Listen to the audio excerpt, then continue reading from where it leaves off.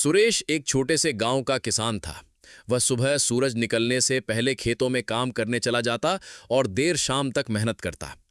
उसके कपड़े हमेशा मिट्टी से सने रहते थे, मगर उसकी आंखों में सच्चाई और मेहनत की चमक साफ झलकती थी।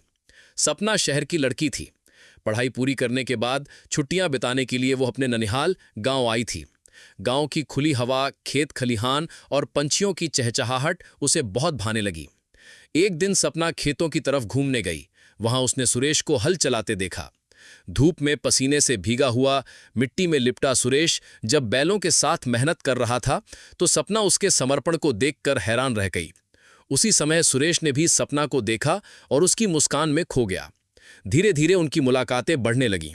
सपना खेतों में सुरेश से खेती बाड़ी के बारे में पूछती और सुरेश उसे धैर्य से समझाता।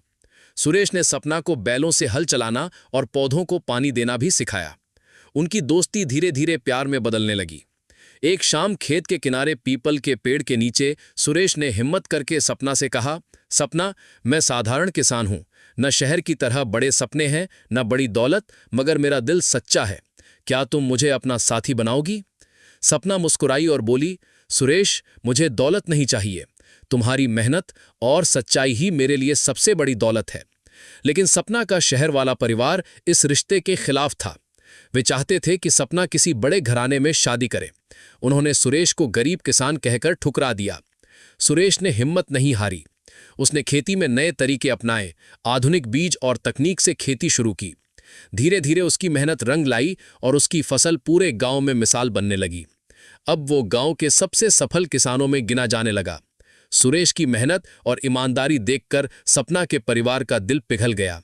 उन्होंने माना कि असली इंसान वही है जो मेहनत और इज्जत से जीता है। आखिरकार उन्होंने सुरेश और सपना के रिश्ते को स्वीकार कर लिया। गांव में ढोल नगाड़ों के साथ सुरेश और सपना की शादी हुई। शादी के बाद सपना भी खेतों में सुरेश का साथ देने लगी। दोनों मिलकर खेती करते और हर सुख दुख में एक दूसरे का हाथ थामे रहते। समय बीतता गया और दोनों का प्यार और गहरा हो गया। गांव में लोग अक्सर कहा करते, प्यार अमीरी गरीबी से नहीं, सच्चाई और भरोसे से निपटा है।